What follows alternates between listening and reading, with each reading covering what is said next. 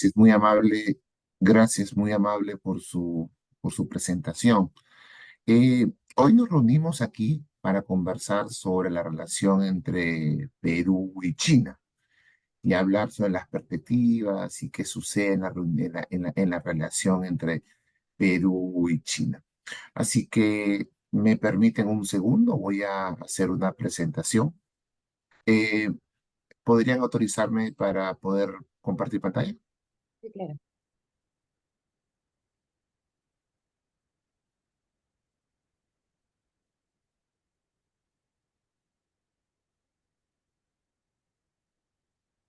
Ya está listo. Ya, listo, gracias. Entonces voy a hacer una pequeña presentación y a ver qué podemos decir sobre ese tema. Perspectivas y dinámicas de las relaciones bilaterales entre Perú y China. A ver, eh, un tema,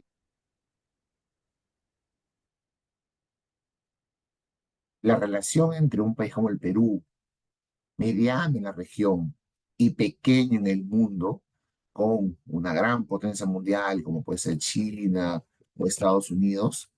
Yo creo que antes de entender esto a nivel bilateral, como hacer en esta sesión, yo creo que hay que entender cuál es la política o cómo se ha establecido el vínculo entre China y la región. De alguna manera, cuando China piensa en el Perú, piensa al Perú inserto en una región con la cual China tiene una política, tiene una relación. Eso sucede mucho cuando se trata de grandes potencias como Estados Unidos o China. Entonces, para entrar al conocimiento o al entendimiento de lo que es la relación bilateral, primero hay que desarrollar cómo ha sido este acercamiento entre China y América Latina a través del tiempo, ¿no? Y cómo ha ido evolucionando y cómo ahí, en ese contexto, se inserta la relación con Perú, ¿no? ¿Cómo mejor la relación entre América Latina y, y China?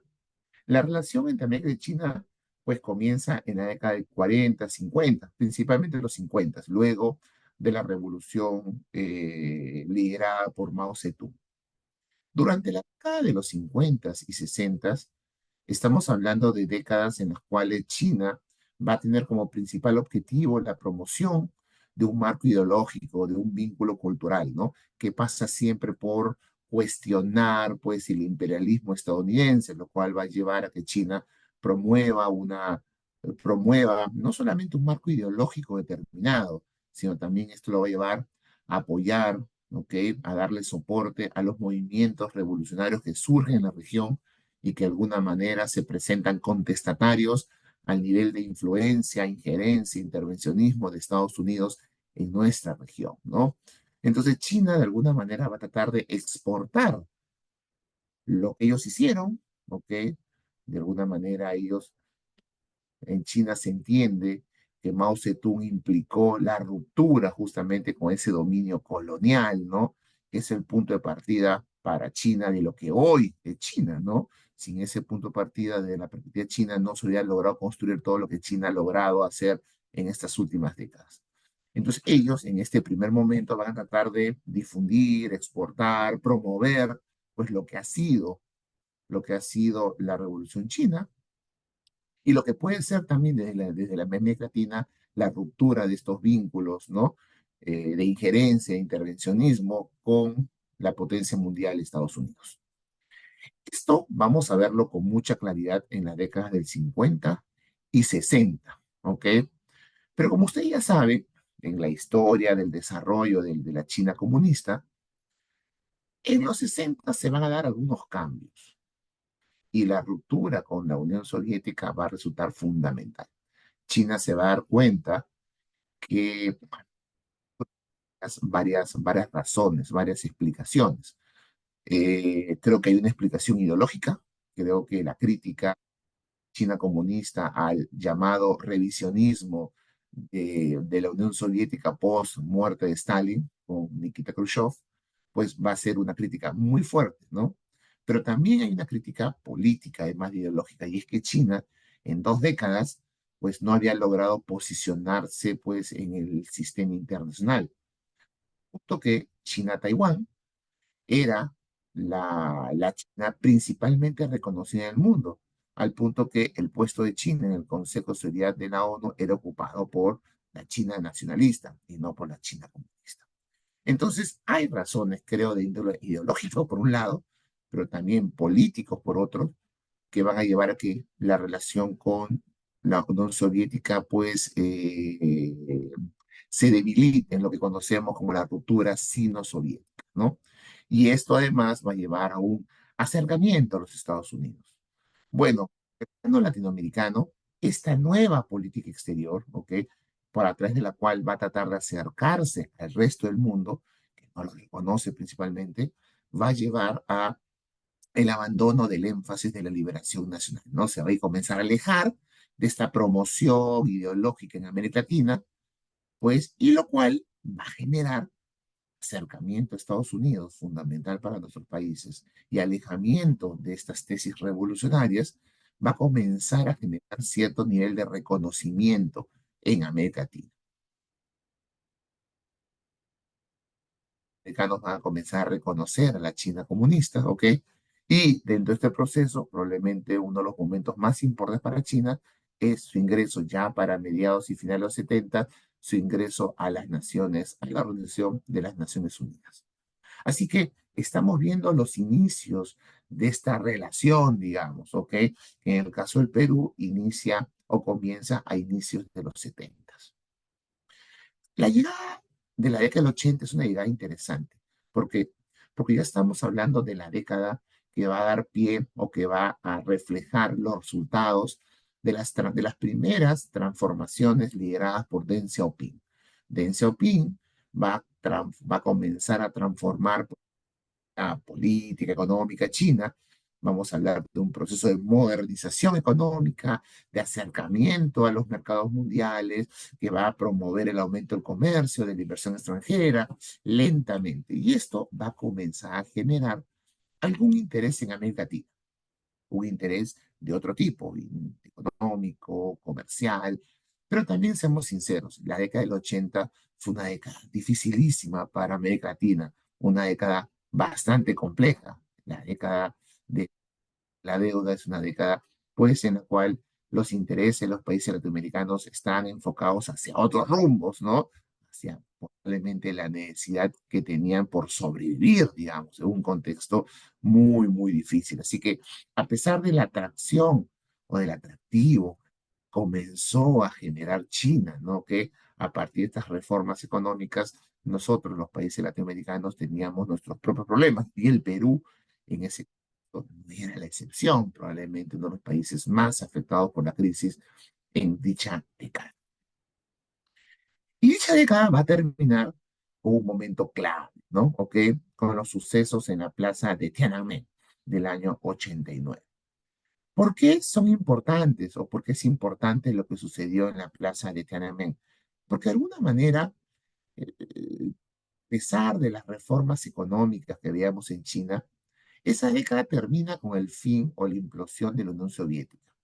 Y muchos pensaron que esto podía significar el fin del comunismo en materia de ausencia de libertades, de represión, etcétera.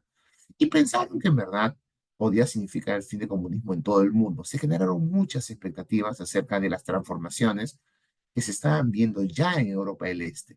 Y la gente se preguntaba qué va a pasar en China, ¿no? Entonces el mundo comenzó a ver con interés, ¿ok?, qué iba a suceder. Pero China ha sufrido un proceso distinto, evolutivo, y China pudo hacer frente a estos años tan difíciles para el comunismo, demostrando que todavía tiene el control del país, que todavía tiene el control de la situación, algo que obviamente ya Moscú no lo tenía dentro de su país ni dentro de su zona de influencia. La plaza de Tiananmen, lo que sucedió, los acontecimientos en la plaza de Tiananmen, son expresión de ello, ¿ok? Son expresión de una China comunista que demuestra que la fuerza, muchas veces brutal, demuestra que todavía está en control de la situación, ¿no? China no es la Unión Soviética, China tiene el control de la situación, en parte, creo yo, por las reformas llevadas a cabo desde finales de la década del 70, ¿ok? Desde finales de la década del 70. Sin embargo, esto va a generar de alguna manera preocupación en el mundo, es decir, un mundo que parecía transitar hacia un mundo de mayor libertad, de mayor apertura, donde el capitalismo parecía surgir como el gran modelo económico vencedor, mientras que China parecía quedarse, ¿no? Quedarse, pues, empostrada en este mundo aún, perdón, uy, mil disculpas, en este mundo aún comunista, ¿no? Una serie de preguntas, ¿no? ¿Qué va a suceder con China? ¿Hacia dónde China parece ir, ¿no? Y esto va a generar preocupaciones también en una Latinoamérica que parecía transitar por completo hacia el neoliberalismo, que una Latinoamérica que parecía abrirse al mundo y transitar hacia mayores niveles de democracia, hacia mayores niveles de libertad económica, y lo que sucedía en China generaba lo que se vio en la Plaza de Tiananmen, con lo que conocimos, mejor dicho, acerca de lo sucedido en la Plaza de Tiananmen, generó muchas dudas. La década del 90 es la década de la transformación económica de China brutal, completa, ¿no? China va a empezar justamente a finales de los 80 un nuevo proceso de reestructuración económica, lo que se conoce como la segunda década de reestructuras, formas económicas en China, generando ya a partir del año 95, me puedo equivocar, mediados de los 90, generando las altas tasas de crecimiento que conocimos durante más de 15 años, ¿no? China comienza a crecer a tasas superiores al 15%, lo cual lo mantuvo casi 15 o 20 años aproximadamente, creciendo a ese nivel, digamos, del 10 o 15%. Claramente, estas reformas económicas van a tener un impacto directo en el crecimiento de China y van a ir convirtiendo a China en lo que es hoy, digamos. Y esto, a pesar de lo sucedido y a pesar del mantenimiento del comunismo, va a generar nuevamente, va a generar muchos en América Latina. En una América Latina que se abre al mundo, que abre sus economías, que promueve la libertad económica. Y esto va a generar poco a poco, digamos, poco a poco, va a generar pues interés en América Latina, muy, sin duda alguna. El siglo XXI, los últimos 2 décadas, un poco más, ¿ok? Ya son las décadas de la vinculación. La presencia de China en la región va a ser cada vez mayor. El vínculo con China poco a poco se va a convertir, sobre todo para algunos países como el Perú o Chile, se va a convertir en un vínculo el fundamental, ¿ok? Para algunos incluso el principal vínculo, por lo menos de la perspectiva económica parece claro, va a ser el siglo o las 2 décadas que han pasado, van a ser las décadas de la transformación en esta relación, ¿no? ¿Ok? A diferencia que Estados Unidos, por ejemplo, cuando uno analiza la relación con Estados Unidos, la presencia o la influencia de Estados Unidos es mucho más antigua, hay que entenderla dentro de un proceso que probablemente es mucho más largo en el tiempo, ¿no? Tú no puedes cortar de la noche a la mañana siglo XXI porque sería casi desconocer la presencia de Estados Unidos y su influencia en América Latina y en países como el Perú durante mucho tiempo atrás, que es lo que le da sustento a todo lo que sucede en la actualidad. Pero en el caso de China, no. En el caso de China, si bien tenemos algunos antecedentes que nos llevan a la década del 80, 90, en realidad la transformación, la relación, la podemos entender con toda claridad a partir del siglo XXI, que da ese salto cualitativo, ¿no? Cualitativo, a partir también del crecimiento de China, ¿no? Los intereses de China sobre la energía, sobre los recursos energéticos, sobre los los alimentos, en materia de inversiones, ¿no? Creo que van a ser cada vez más importantes en la región. Las bases de la política exterior china, evidentemente, van a cambiar, ¿no? Y la China del siglo XXI es una China ya, por lo menos en la primera década del siglo XXI, que ya se autodenominaba potencia emergente, ¿no? Ya comenzábamos a hablar de la China en otros términos, el posicionamiento del mundo emergente, ¿no? Comienza a cuestionar pues el liderazgo del G7, ¿no? Lo cual va a llevar a una transformación del mismo, no, a la creación del G20, que parece mucho más representativo de la dinámica económica mundial, sobre todo hoy cuando vemos que cada vez ese llamado mundo emergente, que cada vez me cuesta más llamarlo mundo emergente, comienza a ocupar los primeros lugares entre las economías más grandes del planeta, desplazando a economías tradicionales. Y en ese contexto, obviamente, la política exterior china va a cambiar, ¿no? Y va a comenzar a necesitar, ¿no? O plantearse nuevos objetivos, ¿ok? Como una economía grande que necesita energía, ¿ok? Que necesita recursos alimenticios, que necesita otro tipo de recursos para justamente abastecer justamente esta gran maquinaria y esta gran estructura económica que necesita también llevar inversiones para satisfacer dichos intereses en el mundo, que necesita fortalecer su posición sobre Taiwán, ¿no? ¿Ok? En el mundo, lo cual ha ido avanzando claramente en las últimas 2 décadas. Ahora, ¿qué tan importante surge ahí América Latina? ¿Qué tanta importancia tiene América Latina en la política sobre China, ¿no? ¿Ok? ¿Qué tan importante ha sido? Y ahí yo sí,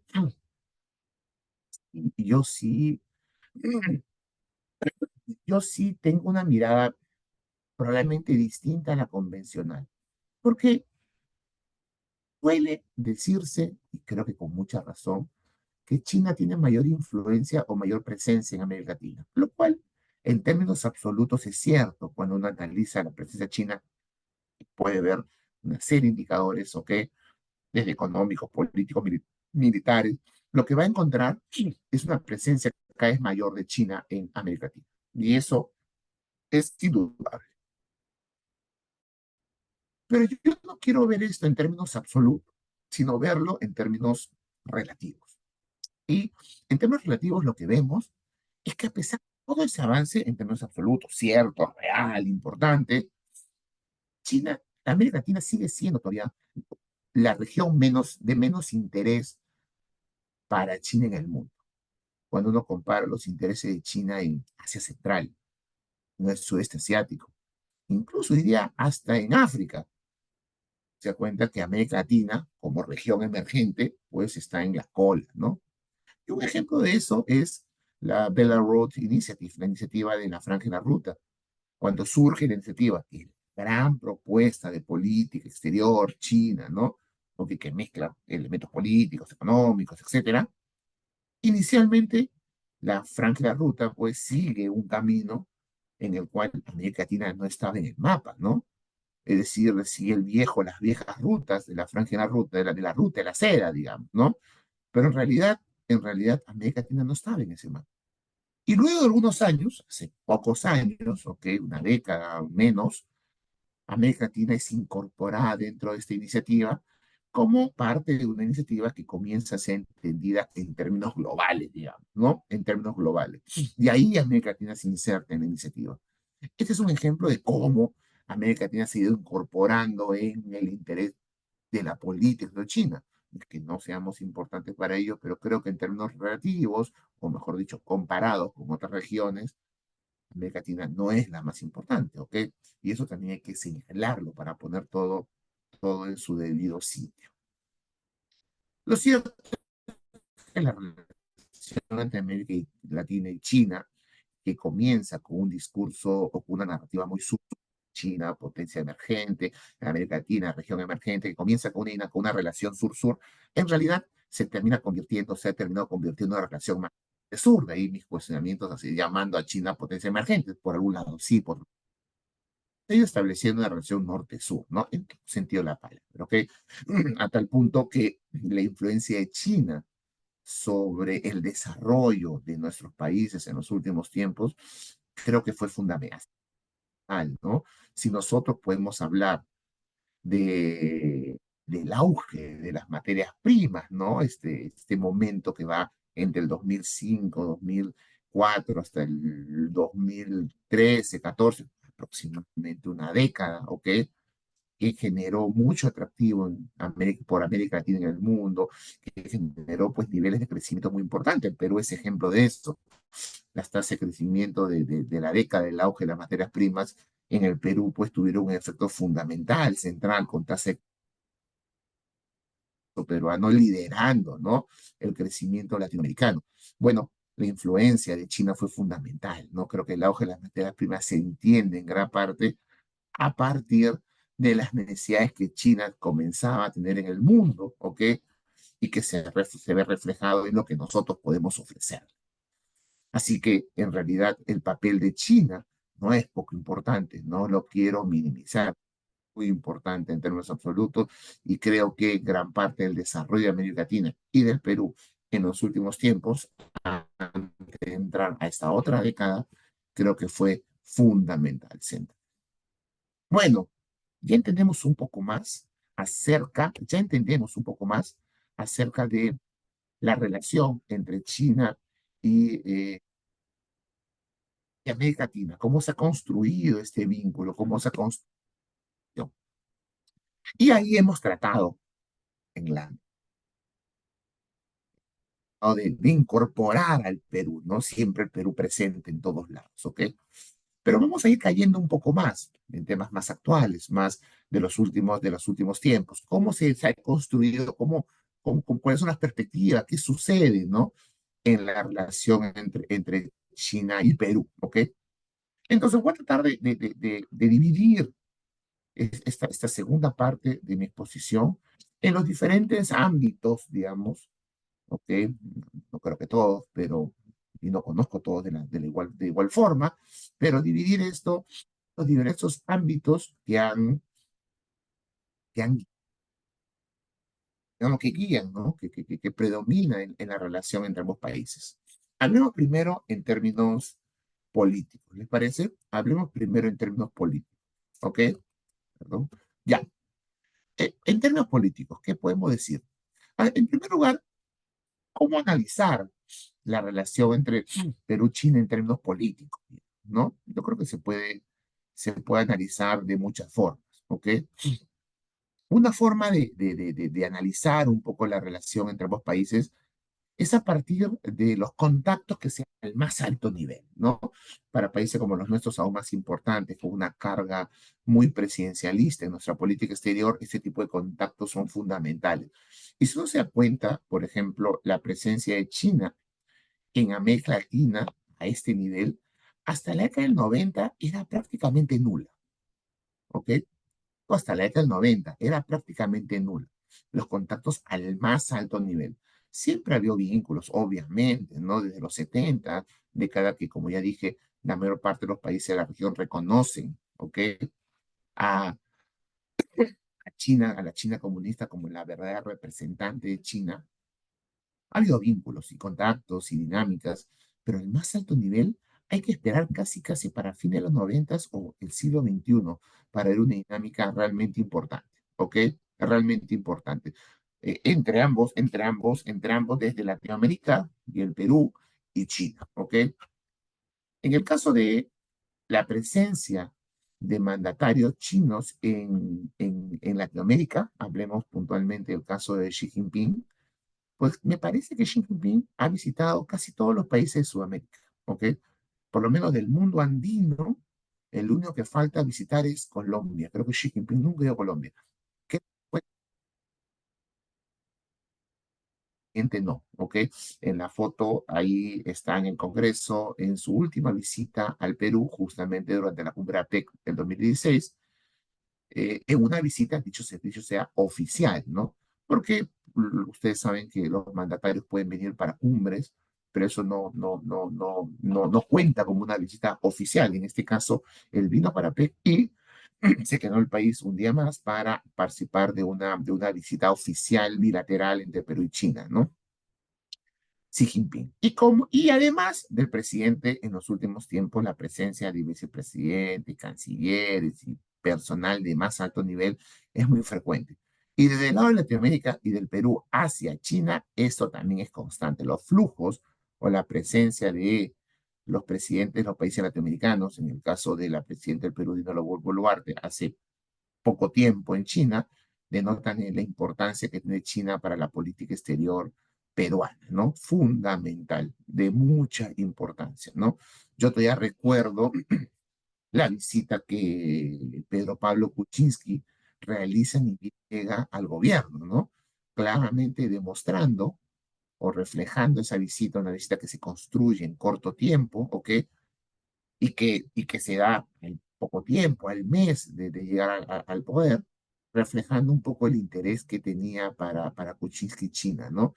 Y para Kuczynski, que China vaya a ver a Kuczynski, un presidente muy cercano a Estados Unidos, por sus vínculos familiares, empresariales, etcétera, ¿no? Entonces, claramente Kuczynski, creo yo, el gobierno inteligentemente trató de decirle a China que China va a seguir siendo de esa visita, va a seguir siendo un aliado fundamental. A pesar de que esa visita no implicó ningún logro concreto de lo que nos gusta ver en ese tipo de visitas. Es más, creo que en esa visita se cae el tren bioceánico por el aumento del costo del mismo. Yo creo que el resultado político fue frente a lo que yo supongo eran los temores en China frente a o con relación a la llegada al poder de Pedro Pablo Kuczynski y lo que él, ¿ok? En su relación con Estados Unidos. Otra manera de medir o de analizar la relación entre China y Perú en términos políticos es a partir del fortalecimiento de la relación, cómo se ha ido fortaleciendo el vínculo, ya más de índole institucional, ¿no? Cómo se ha ido fortaleciendo este vínculo, ¿ok? Más, más a nivel institucional, ¿no?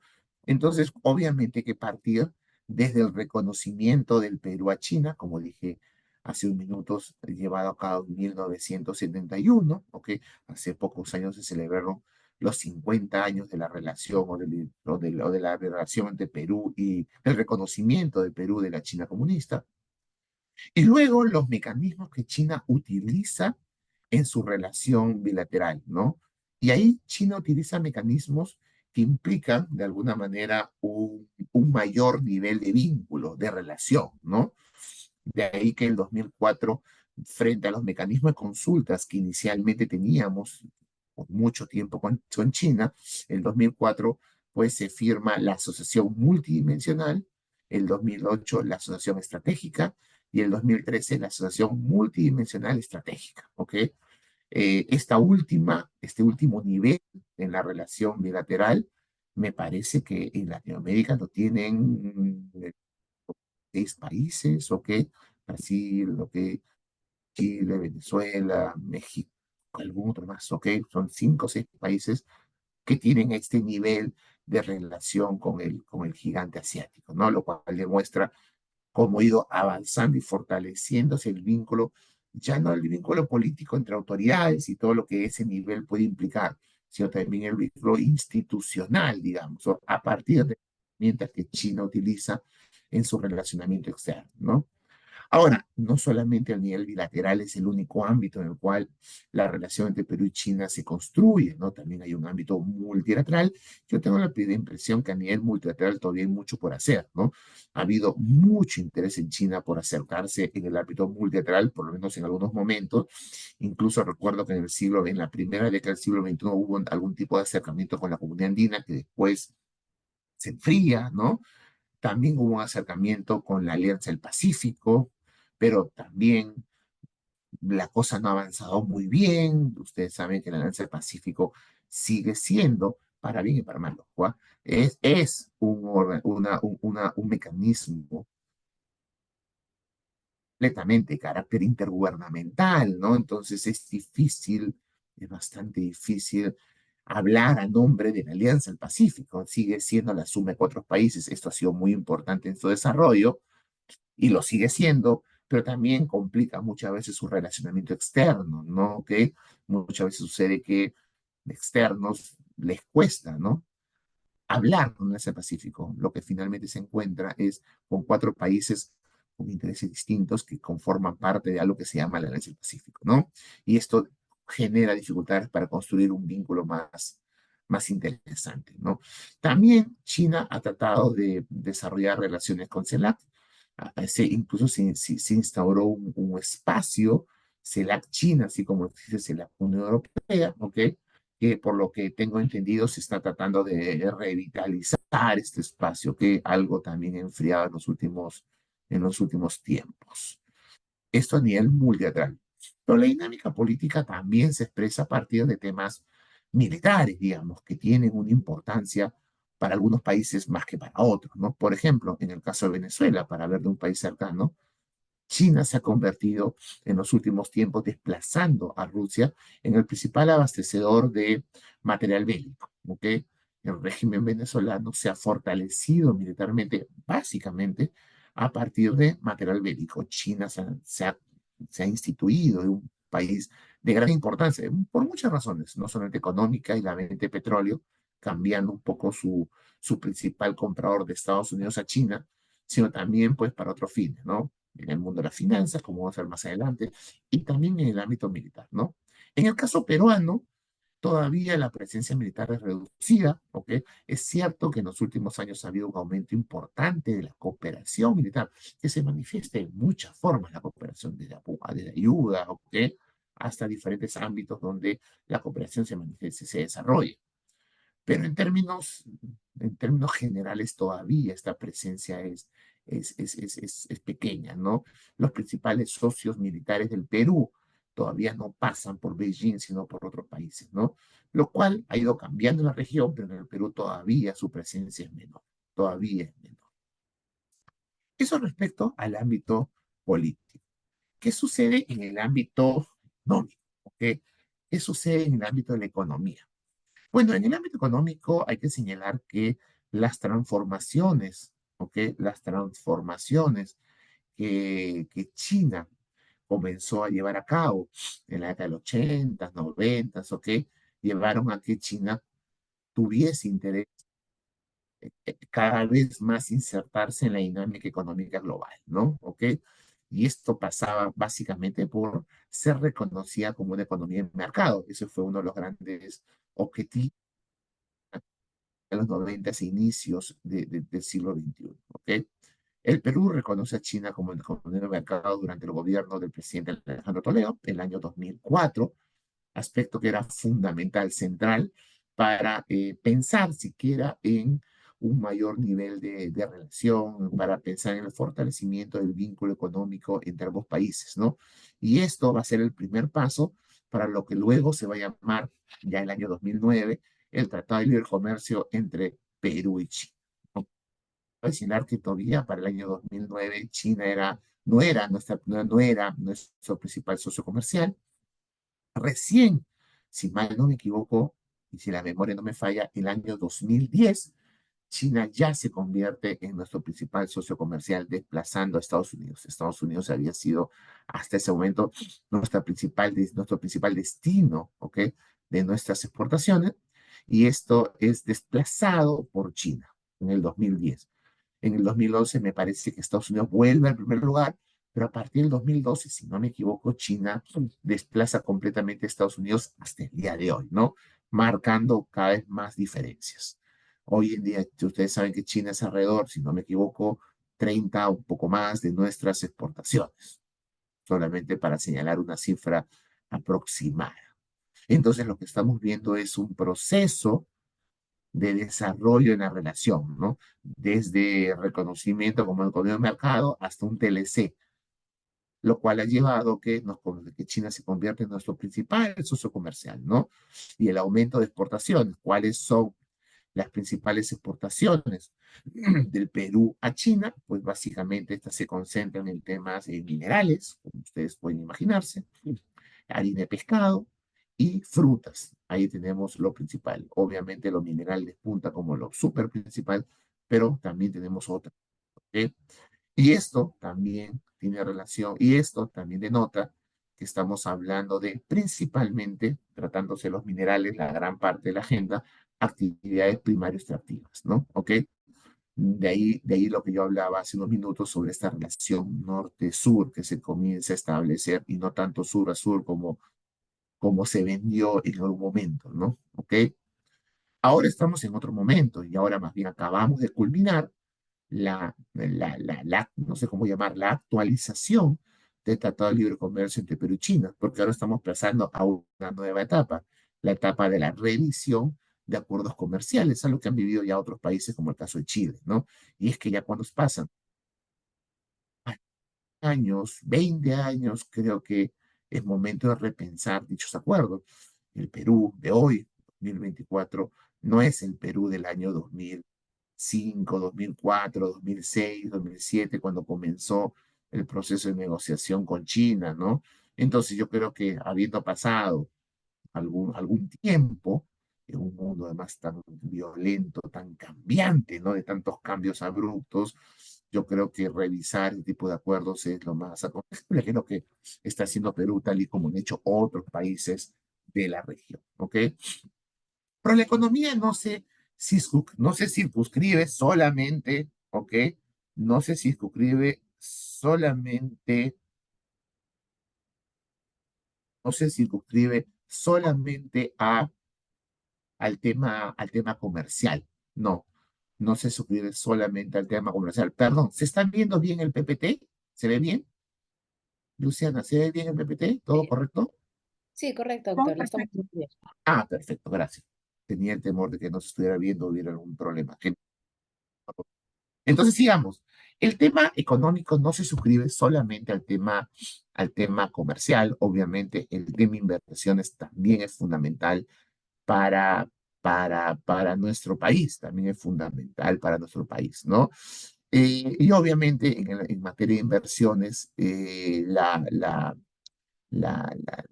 la prioridad o lo más importante, ¿no? Ha estado guiado en lo que son, pues, los recursos naturales, ¿ok? Principalmente mineros, ¿no? ¿Ok?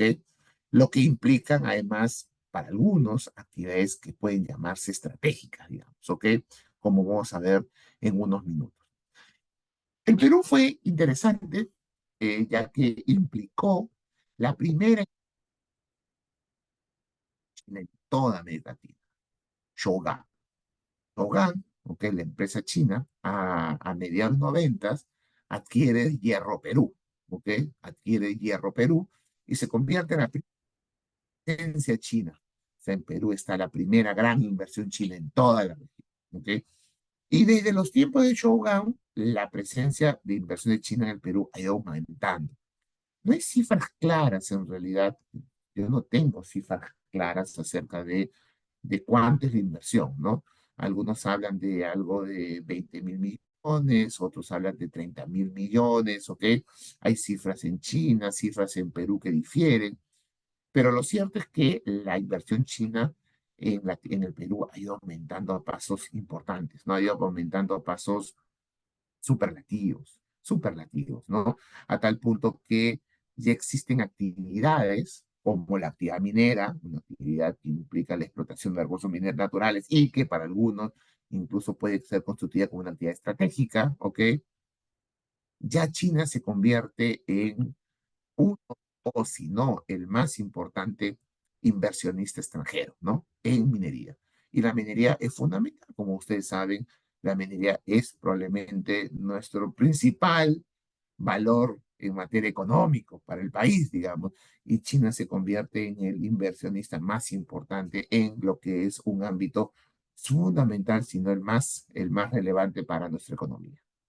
Y ahí podemos ver, por ejemplo, inversiones como la de Marcona, Toromocho, La Bamba, Río Blanco, Galeno, etcétera, etcétera, etcétera. ¿Ok?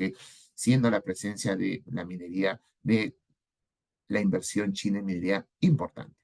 Es más, recuerdo hace un par de años, podrá ser hace 4 o 5 años, que un informe anual que leí de una consultora señalaba que las inversiones chinas en Latinoamérica, pues luego de México y Brasil, o en un momento incluso luego de Brasil, pero era el principal país receptor de inversiones chinas en Latinoamérica.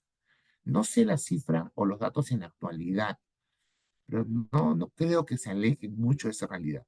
El Perú es uno de los principales referentes o receptores de inversión china en América Latina.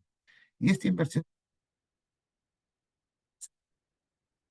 en el ámbito de la minería, pero también en el ámbito del petróleo, la compra de Petrobras, luego su salida abrupta del país, pues quedó en manos del capital chino. En el ámbito de electricidad, que también para muchos es una actividad estratégica, ¿quién no puede decir eso? Luz del Sur, por ejemplo, de Chacya y Sangabán 3 en el sur andino resultan ejemplos de eso. Hoy en la actualidad ya no solamente hablamos del Sur del Sur, hoy en la actualidad, pues la producción y el abastecimiento de energía de todo Lima está a manos de empresas chinas, ¿no?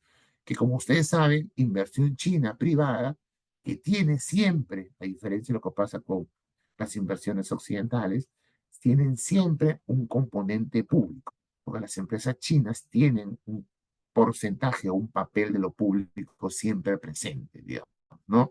Y con ellos están esta mistura, ¿no? Entre público y privado siempre presente en la inversión china y también en sus intereses y objetivos, ¿ok? No podemos desligar los intereses privados chinos de los intereses gubernamentales, ¿no? De China. Van de la mano, parecen ir de la mano, no es casualidad todo esto, ¿no? Pero además de minería, petróleo y electricidad, también hay que hablar, y últimamente resulta fundamental, hablar de infraestructura, ¿no? Y probablemente lo más importante en los últimos tiempos en materia de infraestructura es, sin duda alguna, el puerto de Chancay, ¿no? Sin duda alguna, el puerto de Chancay se consolida como el gran referente en materia de infraestructura y también lo que puede significar la inversión china en proyectos que se están empujando mucho en los últimos 5 años, con la lentitud muchas veces del Estado peruano, pero que probablemente puedan ser importantes en los próximos años, y en la construcción de vías ferroviarias, ¿no? O de ferrocarriles. Puede ocupar un papel importante porque lo que China ha demostrado en los últimos 20 años es una transformación inmensa de lo que es el tema ferroviario en China. China pasó a ser un país con pocas líneas ferroviarias a un país interconectado a través de ferrocarriles de alta tecnología y del más alto nivel, y su experiencia puede ser importante para nuestros intereses, y creo que la presencia de China en ese ámbito, tal y como lo ha dicho la presidenta Boluarte en la última visita a China, puede significar fundamental. ¿Qué más? A nivel de la economía hay un ámbito más que creo que es importante resaltar, y es el ámbito de las finanzas, ¿no? El ámbito de las finanzas, el mundo de las finanzas. ¿Y por qué el mundo de las finanzas es fundamental, ¿no? ¿Ok? Si uno ve las cifras el mundo de las finanzas es el mundo del préstamo, el crédito, ¿no? ¿Ok? Que para países como los nuestros pueden ser fundamentales para llevar a cabo proyectos o simplemente para tapar déficits fiscales, ¿no? Algo que también ha sido muy frecuente en la vida de nuestros países como región, digamos. No el caso peruano en los últimos tiempos. Perú se ha mantenido, por lo menos en los últimos 30 años, con un nivel de responsabilidad fiscal muy, muy importante. En este tema, en el mundo de las finanzas, China, a partir de la primera del siglo XXI, comenzó a consolidarse como un gran referente para las finanzas latinoamericanas. Y fue un referente de préstamos, ¿no? Todo nivel, ¿ok? Sobre todo a nivel público, también a nivel de los bancos privados chinos, pero sobre todo a nivel público. Y hay países que, sin duda alguna, se construyeron, ¿no? Sobre todo a partir de los malos tiempos de la economía regional desde el 2013, 14, ¿no? Años malos para la economía regional, pues se han sostenido sobre la finanza, sobre el dinero que venía, los préstamos que venían de China, tal como es el caso de Argentina, Ecuador, Venezuela, países que han utilizado mucho las finanzas chinas para mantener dinámicas económicas que ya no eran posibles mantener en tiempos de vacas flacas. El Perú no entró dentro de este grupo de países, ¿ok? El Perú no ha sido un país que ha utilizado las finanzas chinas bajo la lógica de responsabilidad macroeconómica. No hemos tenido esa necesidad, ¿ok? De recurrir al apoyo financiero chino. Ahora, seamos sinceros, este apoyo financiero chino hacia la región ha sufrido a partir del 2018 una caída importante, brutal. Hemos visto cómo los préstamos se han reducido, afectando a algunos países, obviamente no el Perú, porque el Perú no era un país ¿ok? Las razones que explican esta caída del financiamiento son múltiples, ¿ok? Y probablemente una de las más importantes, desde mi punto de vista, uno es la reducción económica, no digo los problemas económicos que tiene China, pero sí que China está viviendo tasas de crecimiento mucho, mucho de 10 o 15 años, y eso también lo hace ser mucho más cauto y moderado. Pero también creo que alineado con esta primera razón, creo que la segunda gran razón es que la prioridad de China, del mundo, de las otras regiones del mundo, ¿no? Asociados a lo que es la Belt and Road Initiative, ¿no? Eh, está llevando, o está monopolizando la mayor parte de los recursos chinos en el exterior, ¿no? Y al no pasar esa necesidad tanto por el Perú, digamos, ¿ok? O por Latinoamérica, pues el financiamiento o los flujos de recursos de China se han reducido, por lo menos en el ámbito de lo público, de manera considerable, ¿ok? Sin embargo, también hay el papel de la banca privada china. A nivel privado China, la banca privada sigue teniendo un papel, sigue teniendo un rol, digamos, la banca privada, ¿ok? Hay bancos chinos importantes que siguen, ¿ok? Eh, dando recursos a otros países, ¿no? El Perú ha asumido algunos, pero en realidad tampoco es que para el caso peruano la banca privada china haya jugado un papel tan importante. La última novedad, digamos, en los últimos tiempos, ha sido la creación del Asian Infrastructure and Investment Bank, que es el AIIB. ¿Ok? ¿Qué es el AIIB? En verdad, no es un banco privado, es un organismo financiero internacional. Digamos, si queremos compararlo más parecido al Fondo Monetario, Banco Mundial, una mezcla de ambos, digamos, ¿ok? Un mix de ambos, ¿no? Y que además refleja un poco de polo de poder, ¿no? Las finanzas, sin duda alguna, son un polo de poder, ¿no? Quien tiene los recursos en un mundo donde las inversiones son un tema fundamental para el desarrollo de países como el nuestro, quien tiene los recursos tiene poder, ¿no? Y los recursos han estado históricamente, por lo menos a lo largo del siglo XX, concentrados en Occidente, en los países occidentales y en la banca occidental, Estados Unidos, Europa, pero el AIB demuestra cómo los cambios en el mundo, ¿no? Y cómo estamos viendo esta transición de un poder, pues, que estaba centrado en Occidente hacia un poder que se aleja de Occidente y se concentra más en el Asia-Pacífico, digamos, ¿no? ¿No? Un poder más de origen transpacífico y que esto se ve a partir del papel que comienza a tener otros organismos financieros, ¿no? Porque los organismos financieros tradicionales han estado dominados por Occidente sin duda alguna, como pasa con el Fondo Monetario Internacional y con el Banco Mundial. En este caso estamos viendo cómo comienzan a aparecer organismos financieros ahora influenciados o dominados por China, ¿no? Demostrando cambios que se están dando en los cambios que se están dando en el mundo, ¿no? Este banco, obviamente, ha sido también inserto dentro de lo que ha sido la iniciativa de la Ruta y la Franja, la Belt and Road Initiative, ha sido inserto en ese proyecto, ¿no? No es casualidad que la mayor parte de los flujos de dinero que están saliendo de este banco están dirigidos a países vinculados directamente con este proyecto. Pero esto no ha sido ajeno de los países latinoamericanos, ¿ok? Ya los países latinoamericanos han mostrado su interés de ser parte de este banco, ¿no?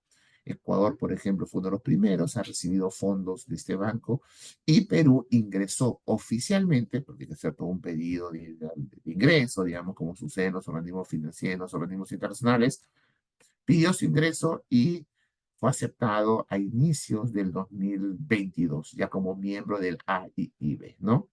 Pero, y cabe señalar que al margen de si el Perú está recibiendo o no, que parece que todavía el Perú no ha recibido muchos fondos de la AIB, no ha recibido, no cabe duda que las finanzas multilaterales de origen asiático, pero especialmente de origen chino, adquieren una importancia superlativa cada vez mayor para países como el Perú, sin duda alguna.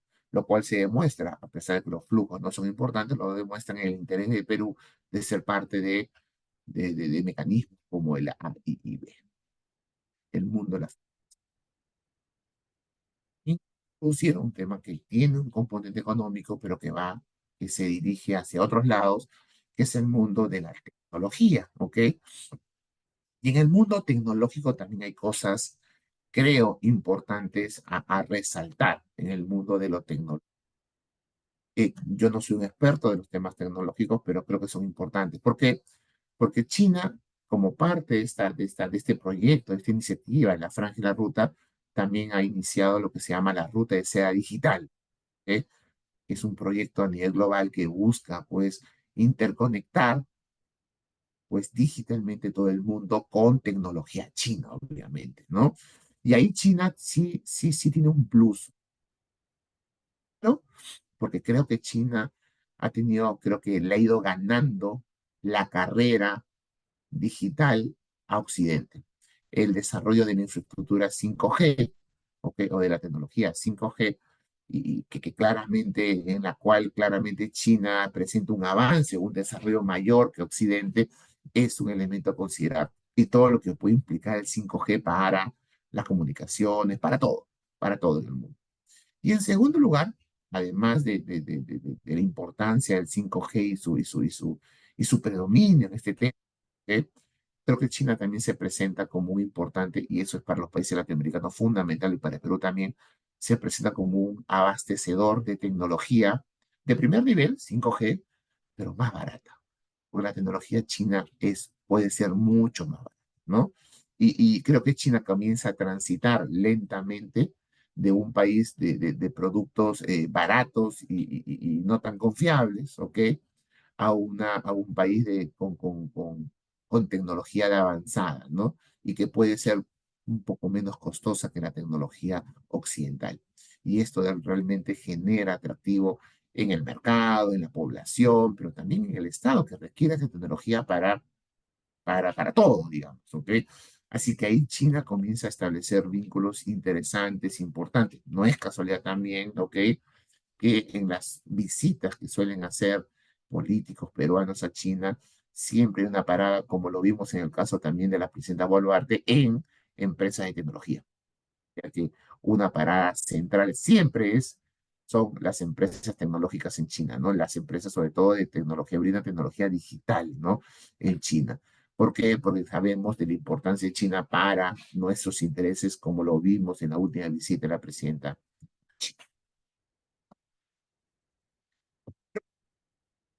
Creo que también tenemos que hablar, ¿ok? Acerca de la respuesta de Estados Unidos, ¿ok? Porque la relación con China no puede ser entendida sin, por lo menos para países como el Perú, no puede ser entendida sin ver de reojo qué pasa con Estados Unidos, ¿no? El ejemplo típico es lo que hemos visto estos últimos meses, ¿no? Frente a Chancay y a la realidad, ¿no? O a lo que va a suceder próximamente, que es la inauguración de Chancay o de la primera etapa de Chancay ya a fines en noviembre, en el mes de noviembre. Claramente surge una crítica por parte de Estados Unidos por lo que Chancay puede implicar, ¿no? Ustedes saben que el puerto de Chancay está siendo cada vez más estudiado, no solamente por su impacto económico y comercial, que va a ser importantísimo, ¿no? Para los que no saben y no conocen, el Pacífico Sur no tiene un puerto para recibir los barcos de mayor tamaño en el mundo, ¿no? Estos Panamax 5, los grandes barcos.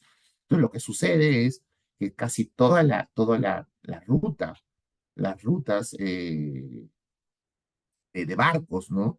Navieros que salen del Pacífico Sur, de Chile, de Perú, de Guayaquil, de Ecuador, tienen que irse o a México o a Estados Unidos, y de ahí cambiar de barco e irse en barcos más grandes para atravesar el Pacífico. Y esa ruta la hace obviamente más larga.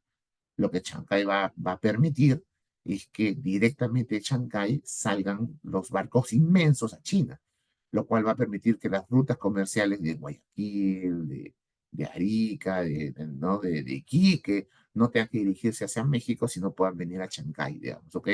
Obviamente reduciendo los tiempos en los viajes de los productos, lo cual va a reducir por lo menos puedo exagerar, 2 semanas, o un poco menos, ¿ok?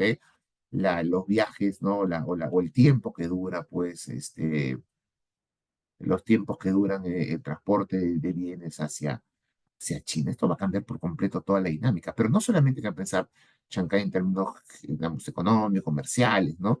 Pero también hay una mirada de seguridad, porque muchos ya se comienzan a preguntar qué va a suceder con las rutas, con el narcotráfico, ¿no? Que suele usar los puertos, ¿no? Y cuando uno ve Chancay, ve todavía la ciudad de Chancay todavía es una ciudad pequeña, ¿no? Que parece no estar, ¿no? No acomodada o acondicionada para recibir los flujos que se esperan en Chancay, ¿no? ¿Ok? Tanto de salida como de llegada. Entonces, y ahí también el narcotráfico juega un papel central, porque el narcotráfico se aprovecha de estas incapacidades del Estado para llevar a cabo su actividad ilícita, ¿no? Y claro, cuando uno ve lo que sucede en Ecuador, en el puerto de Guayaquil, por ejemplo, ¿no? Y cómo Guayaquil se ha convertido en un puerto central y Ecuador se ha convertido en un país fundamental para estas mafias, el temor es, podría suceder lo mismo con, con, con Chancay, ¿no? ¿Ok? Viendo además la incapacidad del Estado, que lo vemos en el aumento de la violencia en las últimas semanas y en lo que puede brindar Chancay como ciudad, digamos. La verdad es que surgen problemas, que no solamente se circunscriben al tema del narcotráfico, también podemos hablar de otras cosas, temas más de geopolítica mundial y la importancia que puede tener Chancay como un puerto clave para el control del Pacífico Sur, ¿no? Ok, en ese contexto.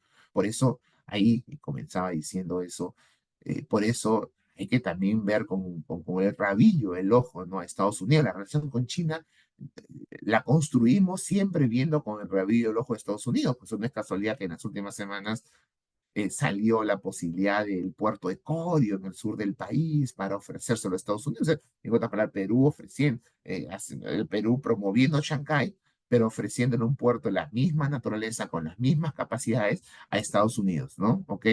La respuesta de Estados Unidos fue clara y contundente. La gran diferencia con China es que nosotros no controlamos o no influenciamos sobre nuestras empresas privadas, con lo cual, pues, no podemos hacer mucho. Pero es una demostración de cómo el Perú, cuando piensa en China, digamos, está viendo también con el rabillo del ojo qué hace Estados Unidos, ¿no? Y cuál es la respuesta de Estados Unidos, pues, o qué hace Estados Unidos, ¿no? Recuerdo en la última visita de Anthony Blinken al Perú, recuerdo que Anthony Blinken, que vino acá me parece que me puedo equivocar, creo que fue la cumbre de la OEA, que se realizó en el Perú. Y recuerdo que dio una entrevista a Canal N, dio una entrevista, y el lugar de la entrevista fue un lugar simbólico, ¿no? ¿Cuál fue el lugar? El puerto, la caleta de Chorrillos. ¿Y por qué simbólico? Porque obviamente una de las principales críticas de Estados Unidos a China en el Perú es la presencia de estos barcos pesqueros que depredan nuestro mar, ¿no? ¿Ok? Violando la normativa tanto internacional como interna. Así que, cómo depredan nuestros mares y obviamente Estados Unidos se ha consolidado en los últimos tiempos como un gran crítico de este accionar chino permitido y por algunos hasta impulsado por China, ¿no? Entonces, en ese contexto, la entrevista tiene un carácter simbólico porque se llevó a cabo en un lugar que representa mucho para los intereses del Perú, pero también en un ámbito donde Estados Unidos se consolida como un país muy crítico de China. Eso no es casualidad, ¿no? Entonces, sí vemos en el caso peruano, sí vemos en el caso peruano, pues, un interés de Estados Unidos, ¿no? Y una preocupación de Estados Unidos por la presencia y la influencia cada vez mayor de China en el. Ahora, Estados Unidos ha tenido respuestas distintas frente a lo que es el gigante asiático, ¿no? Durante el gobierno de Obama, por ejemplo, una respuesta fue la creación del TPP, ¿no? Del Trans-Pacific Partnership, del Tratado Transpacífico, en el cual Perú era parte, dicho se pasó, ¿no? Tuvo una respuesta, creo, fue una respuesta importante por parte de Estados Unidos, una respuesta más que no solamente económica, era una política, no era que era dentro del Asia Pacífico, Estados Unidos generaba un espacio de articulación comercial y económica, una serie de países, ¿no? Un poco de cara para hacer frente al RCP, que era algo muy parecido, pero liderado por China, digamos, ¿no? Y Perú era parte de este TPP. Lamentablemente para los intereses de Estados Unidos, la llegada de Donald Trump se trajo abajo el TPP, ¿ok? Él lo veía básicamente como acuerdo comercial, más que como un tema geopolítico, ¿ok? Y esto, pues, creo que debilitó lo que podía ser una herramienta importante en la relación entre, o en la influencia de Estados Unidos en el Asia-Pacífico, en la cual además Perú participaba, ¿no? ¿Ok? Ya durante el gobierno de Donald Trump hemos visto, por ejemplo, su interés por dominar el BID, que generó todo un problema en su momento. Ustedes saben que Estados Unidos rompió con una tradición desde los 50 que decía que el presidente del BID siempre era latinoamericano, ¿no? Y él promovió la llegada a la presidencia del BID de un estadounidense con raíces latinas, ¿no? Mauricio Claver Carone. Esto rompió mucho una tradición, ¿ok? Y además por lo que significa Claver Carone, que era un tipo, o una persona con un discurso muy antichino y que claramente entendía el BID como una herramienta para hacer frente a la influencia financiera de China en la región, ¿no? Y eso no nos convino a nosotros, porque el BID, aunque ustedes no lo sepan, el BID es para Latinoamérica uno de los principales, si no el más importante organismo financiero multilateral, ¿ok? Tiene mucha importancia para nosotros y que este esté dominado por una persona que entiende el BID más como una herramienta en su dinámica de competencia con China, pues termina politizando el BID y no sé qué tanto eso nos favorece. Lamentablemente, y no voy a contarles toda la historia, lamentablemente Mauricio Candado Carones salió elegido, aunque algunos países intentaron evitarlo, intentaron. Perú también fue parte de este grupo de países que intentó evitar su elección, no lo pudo evitar, y Mauricio Claver Carone pues salió elegido. Eh, la vida, hace algún tiempo atrás, poco tiempo atrás, Mauricio Claver Carone prácticamente fue expulsado, ¿no? O despedido de la presidencia del BID por no romper la normativa del BID que impide a estas altas autoridades tener vínculos personales ¿ok? Con otros trabajadores del organismo. Y eso implicó que prácticamente Mauricio Claver de Carone haya sido despedido, ¿no? Su presencia en el BID no fue muy larga, que digamos, ¿no? Otra manifestación de interés de Estados Unidos por América Latina, ¿ok? No solamente su interés por América Latina, sino su interés por la presencia de China en América Latina se ha manifestado a través de lo que se conoce como la red limpia, digamos, ¿ok? La red limpia, ¿no? Que es la competencia de la ruta de seda digital, ¿no? Y que está implicando una serie de acuerdos con algunos países para no aceptar tecnología china, ¿no? Sino aceptar la tecnología occidental, de preferencia estadounidense, ¿no? Hay países que se han ido acercando a esta propuesta. Ecuador fue uno de los países que se ha acercado a estos acuerdos, ¿ok? Otros países más bien nos han rechazado, como el caso de Chile. No tengo mucha información del Perú, lamentablemente, pero el caso de Chile sí lo ha rechazado y el caso de Perú y de Ecuador se ha acercado mucho a estos acuerdos, ¿ok? En los últimos años. Ahora, curiosamente, la relación con Estados Unidos, y a pesar de la importancia que Estados Unidos muestra por América Latina o por la influencia china en América Latina, a pesar de eso, también es cierto que se ha dado en los últimos tiempos una reducción importante del comercio, de la cooperación militar con Estados Unidos. En el caso peruano es evidente la reducción de los niveles de comercio, la reducción de la inversión estadounidense, la reducción de la cooperación militar con Estados Unidos. Yo creo que, que generan estas alertas, ¿no? De cuál es la real importancia que nosotros tenemos para Estados Unidos, ¿no? Pero también eso es parte de otra discusión, ¿no? Que parte por definir qué tan importantes somos. Y yo creo que sucede algo muy parecido con lo que sucede con China, ¿no? Creo que en términos relativos, América Latina ha perdido mucha importancia para Estados Unidos, mucha importancia para Estados Unidos. ¿Cuáles son las perspectivas a futuro en la relación de Perú y China? Pues a pesar de este contexto tan difícil, las perspectivas para el futuro son muy importantes. Son, creo que hay el nivel de lo que hay para desarrollar en la relación entre Perú y China es importante, ¿no? ¿Ok? Pero esto también genera, como estamos diciendo, también genera preguntas, ¿no? ¿Ok? y qué va a pasar con, con, con, con, con países como el Perú cuando la relación entre China y Estados Unidos o la competencia entre China y Estados Unidos se acentúe. ¿Qué va a suceder, no? Es decir, ¿qué va a suceder ahí? ¿Qué va a pasar?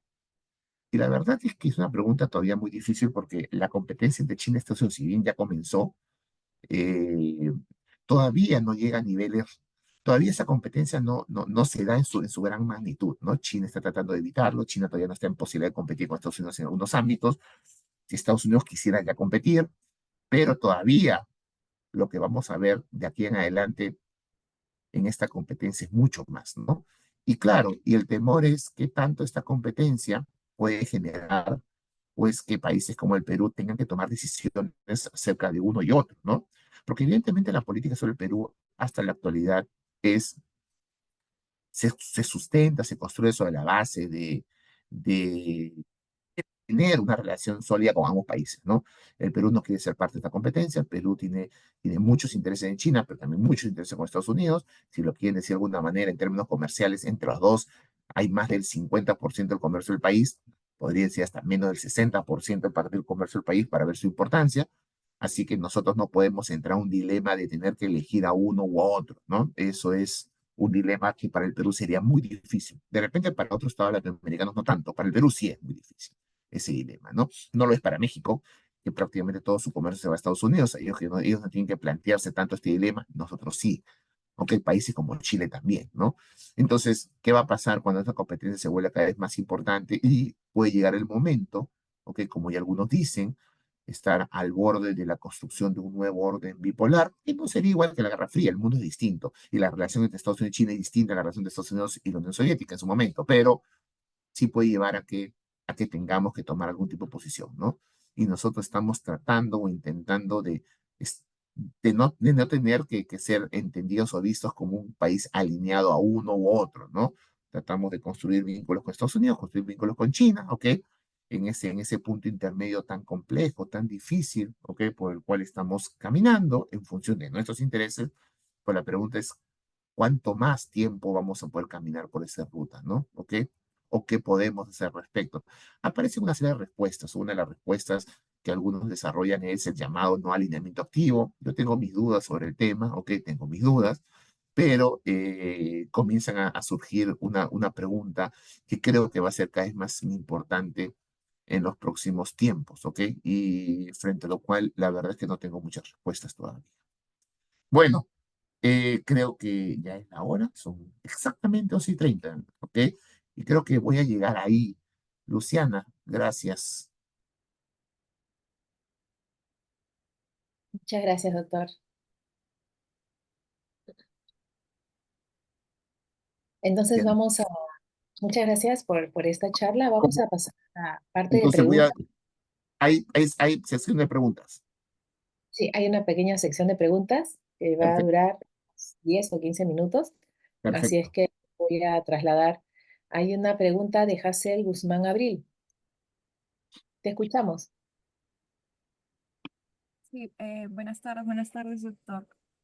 Em, bueno, yo más o menos respecto a la línea final de la exposición, quería preguntar respecto a qué estrategias podríamos o deberíamos adoptar como país para equilibrar un poco la dependencia económica que tenemos con China y con una diversificación de socios comerciales a fin de poder reducir las vulnerabilidades que se vayan presentando, que se presenten en la balanza comercial. Ya. Luciana, ¿contestamos preguntas o aceptamos varias Bueno, preguntas? porque tenemos solamente tres, cuatro preguntas más. Creo que Le respondo. sí, sí. Ah, perfecto. Es- Hazel, ¿cómo estás? Qué bueno verte por acá. Te recuerdo de otros lares. ¿Cómo estás? Es un gusto tenerte por acá. Bueno, tu pregunta, Hazel, es económica y la verdad es que yo suelo decir, yo no soy un experto en temas económicos, ¿ok? Eso es, creo que yo acepto mis limitaciones, ¿ok? Pero ¿sabes qué? Es bien difícil. Un tema que creo que le plantea muchos retos a países como el Perú. porque tú hablas de dependencia económica, y yo te digo, ¿cuándo el Perú no ha sido dependiente económicamente de las grandes potencias, ¿no? ¿En qué momento en nuestra historia no hemos sido dependientes de las grandes potencias, ¿no? Ese dilema de reducir nuestra dependencia, pues ha sido un debate que viene desde mucho tiempo atrás, ¿no? En los 60 y 70 los marxistas hablaban de autonomía y hablaban de industrialización por sustitución de importaciones y hablaban de, ok, una serie de estrategias que querían reducir nuestro nivel de dependencia, ¿no? Ahora ya no hablamos en esos términos, pero seguimos pensando en dependencia, en cómo diversificar nuestra economía y tener nuevos socios, ¿no? Y es cierto, nuestra economía se sigue diversificando y siguen apareciendo nuevos socios. Es decir, por ejemplo, uno puede ver ahora la importancia que tiene la India en nuestro comercio, para nuestro comercio exterior, ¿no? La India, si uno ve las cifras de la India hace 25 años o 20 años, la India no era ni de cerca un socio comercial importante. Hoy en día ya está, creo que entre el quinto o sexto socio comercial de Perú más importante, ¿no? Y no le paramos muchas bolas, ¿no? Al tema, ¿ok?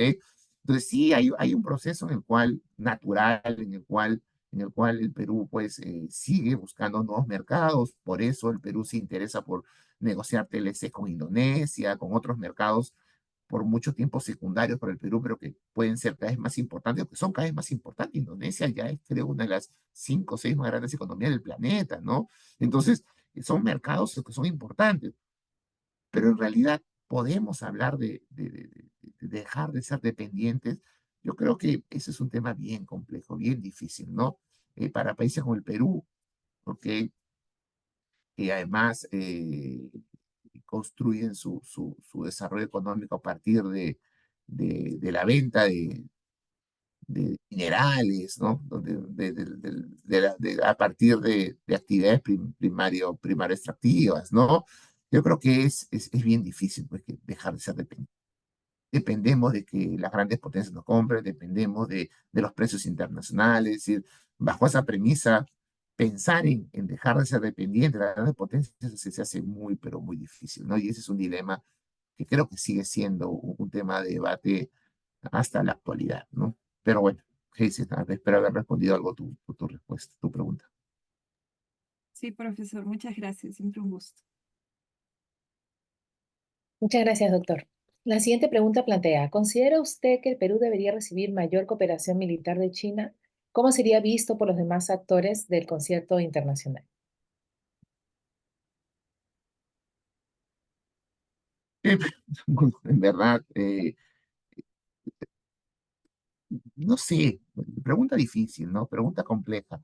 Y lo que yo opino es siempre lo más difícil, ¿no? Siempre lo más difícil es lo que uno opina. Eh, yo creo que tu pregunta me hace recordar, no sé si ustedes se acuerdan, no sé si eran tan jóvenes o no, cuando en una parada militar, el presidente García, estamos hablando del segundo gobierno de García, presentó unos tanques de origen chino, ¿ok? Y me acuerdo que generó un montón de debate, porque qué tan buenos son, su calidad, y al final fue solamente una presentación, generó tal debate, y hubo tal crítica, estamos hablando hace más de 15 años, hubo tal crítica que al final no se compraron o no se adquirieron los tanques chinos, ¿no? ¿Ok? Pues yo creo que eso fue una señal, ¿no? Es una señal una señal ya bastante, ya algo antigua, del interés que puede haber en China, en el Perú, por acceder a material bélico o a una relación más sólida en términos militares con China, ¿no? Y nuevamente, regreso al tema inicial.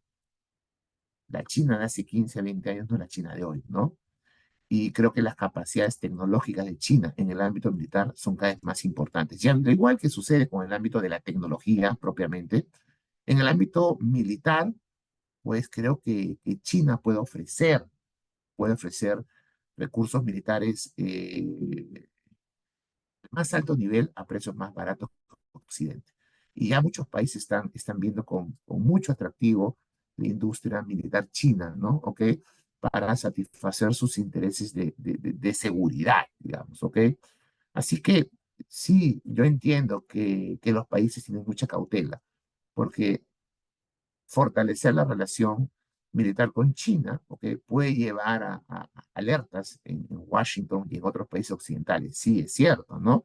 Pero la pregunta es cómo construimos ese equilibrio de, de, de poder tener la posibilidad de abastecernos o de fortalecernos militarmente gracias al apoyo o a lo que China nos puede ofrecer, pero por otro lado, no generar pues alertas o alarmas o riesgos, ¿no? En Occidente, ¿no? ¿Ok? Por la influencia que puede tener eh, los militares chinos en Latinoamérica, ¿no? Entonces yo creo que ese equilibrio se hace muy difícil, digamos, ¿no? De construir, ¿ok? China todavía no tiene mucho interés de, de, de cuestionar la influencia histórica de Estados Unidos en la región, ¿ok? Yo creo que China es consciente, tengo la impresión, de que si China cuestiona la influencia de Estados Unidos en la región, es básicamente poner en riesgo la seguridad de Estados Unidos en su patio trasero, ¿no? En su zona máxima de seguridad, ¿no? Como lo era pues el Mediterráneo por los romanos o como lo es el Mar del Sur y el este de China para China, en el Caribe, en Centroamérica, en Latinoamérica, ¿no? Que es la zona de máxima seguridad de Estados Unidos. Y creo que China no quiere hacer todavía eso. No lo quiere hacer, pues sabe las consecuencias de eso, ¿no? Que se entra en una dinámica de competencia que China no quiere todavía o no quisiera todavía tener con Estados Unidos. Así que yo creo que todavía el tema militar, incluso desde China, es manejado con mucha cautela para que no se sienta todavía esto como como un cuestionamiento al papel de Estados Unidos en Latinoamérica. Tengo también esa la impresión desde China. Gracias, doctor. La siguiente pregunta señala, ¿cuál es el nivel de riesgo que podría darse en cuanto a China en la situación en la que China tiene activos estratégicos en el Perú como la energía, en el caso de Enel y Luz del Sur de Lima? Pues parece que las preguntas están planteando debates bien antiguos, ¿ah? ¿Ok? Bien antiguos, ¿no? Es decir, eso no es un debate actual, ¿no? O sea, es un debate que viene y que viene desde otros tiempos, es decir, vayan a los tiempos, a los 60, a los 50, 60 y van a encontrar lo mismo. Lo único que tienen que cambiar es China por otro país, ¿no?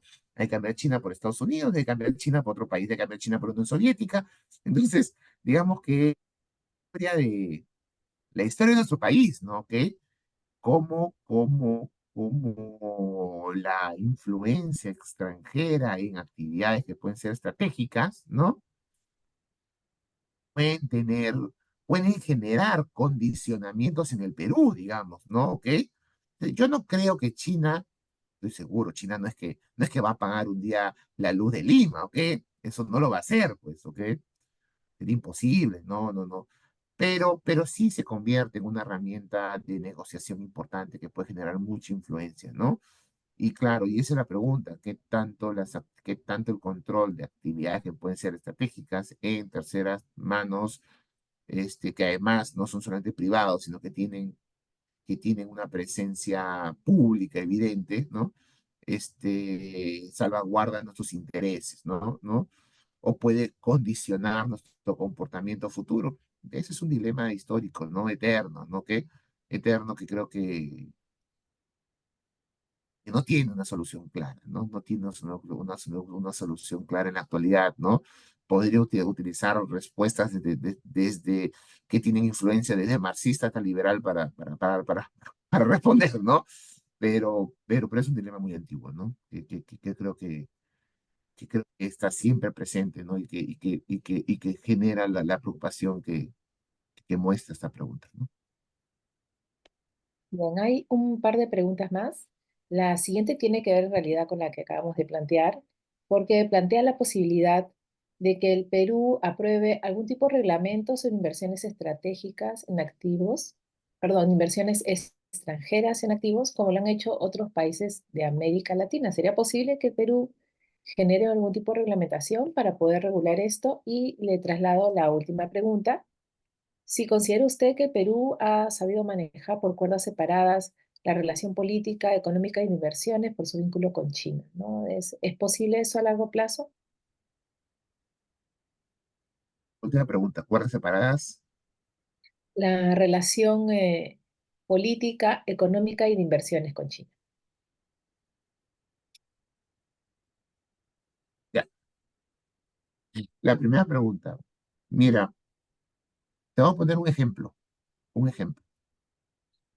Ustedes saben que en los últimos tiempos ha habido toda una discusión en torno a los microchips. No sé si han leído, en el último año ha habido mucho esa discusión de los microchips porque China importa la mayor parte de todos los microchips, que son fundamentales en el desarrollo tecnológico, y China importa casi todos los microchips, y Estados Unidos comenzó a cuestionar justamente a las empresas que le venden microchip a China, ¿no? Como una forma de debilitar el desarrollo tecnológico, ¿no? de China. China ha comenzado a producir microchips, se ha dado cuenta, pero también ha comenzado a comprar empresas que producen microchips en el extranjero, ¿no? Y un ejemplo de ello es Alemania. En Alemania sucedió algo muy particular. China, una empresa china, iba a comprar una empresa alemana, está todo listo para que la compra sea posible, y en la misma mañana, el día que se iba a llevar a cabo ya la compra oficial, el gobierno alemán truncó la venta. Y obviamente habló de pues, actividad estratégica, ¿no? Que en el contexto mundial y en todo este debate mundial por los microchips, Alemania dijo, no, prohibimos la venta por razones de estrategia nacional, digamos, ¿ok? Y prohibió la compra. Habrá un marco normativo interno, lo desconozco, pero prohibió la compra. Yo me preguntaba a mí mismo, ¿qué hubiera pasado si algo similar sucediera en el Perú? Pues hubiera si ese gobierno hubiera sido, ese gobierno, esa autoridad, ese ministro, ¿no? Hubiera sido completamente cuestionado, casi, casi como un comunista, ¿ok? Hubiera sido completamente cuestionado por intervenir en la economía, ¿ok? ¿Ok? No, no creo que en el Perú haya importado mucho el tema estratégico, sino es a ver que el Estado se haya metido o haya intervenido en la economía, ¿no? Yo cuento el ejemplo para un poco llegar al Perú, ¿no? Como lo estoy haciendo. Yo creo que en el Perú, a diferencia de otros países, en el Perú resulta muy difícil hacer eso, ¿no? ¿Ok? A mí me parece teóricamente interesante lo que plantea la pregunta, ¿no? Pero también creo que en el Perú es muy difícil porque el Perú ha tenido un desarrollo político y económico distinto a los otros países. Y ya no quiero hablar de Alemania, hablemos de países de la región, ¿ok? Y es un desarrollo, obviamente, que ha creado o que impide, ¿no? Que impide, sigue impidiendo que el Estado pueda intervenir con facilidad en la economía, ¿no? ¿Ok? Inclusive en ese tipo de circunstancias, ¿ok? Entonces, lo que a mí me parece, que puedo estar de acuerdo con lo que han hecho otros países de Latinoamérica, en el Perú resulta mucho más difícil. Y respecto a la última pregunta, las cuerdas separadas, en verdad no entiendo bien, porque en verdad las cuerdas separadas, vos soy bien sincero, el concepto de cuerdas separadas surgió en la primera década del siglo XXI, ¿ok? Para entender la relación con Chile en un momento muy, muy particular de la relación, ¿ok? Y la verdad que exportar esa idea a otras relaciones me parece que desnaturaliza la lógica de lo que significó las cuerdas separadas en la relación de Perú y Chile, ¿ok? Que lo comienza el gobierno de Toledo, pero que lo consolida el gobierno de García, incluso con el nombre mismo de cuerdas separadas, ¿ok? Que tenía una razón de ser, que era básicamente tratar de dividir o de separar lo que es una agenda conflictiva con una agenda cooperativa, ¿ok? Y yo no sé, yo no creo que esa sea la realidad de la relación de Perú y China, ¿no? No creo que la agenda política es conflictiva y la agenda económica es cooperativa, no, no creo que sea esa la realidad. Así que me parece que hablar de cuerdas separadas en el caso de la relación de Perú y China, creo que no es lo correcto y termina desnaturalizando dos palabras que se entendieron de una manera muy particular y muy enfocadas en lo que fue la relación con Chile en un momento determinado, ¿ok? Y que ya no, entonces yo recomiendo no usar términos y coloquializar términos, ¿ok? Que se utilizaron, se entendieron en determinado momento para determinado escenario específico, ¿no? Porque la verdad es que creo que no se aplicaría en el caso de la relación de Perú y China en la actualidad. Luciano, listo. Muchas gracias, doctor, por haber compartido con nosotros parte de esta mañana. Gracias por habernos dado su tiempo un día sábado. Quisiera destacar también que el doctor Oscar Vidarte Arevalo es miembro asociado de la Sociedad Peruana de Derecho Internacional y es un gran colaborador de las actividades que realizamos aquí.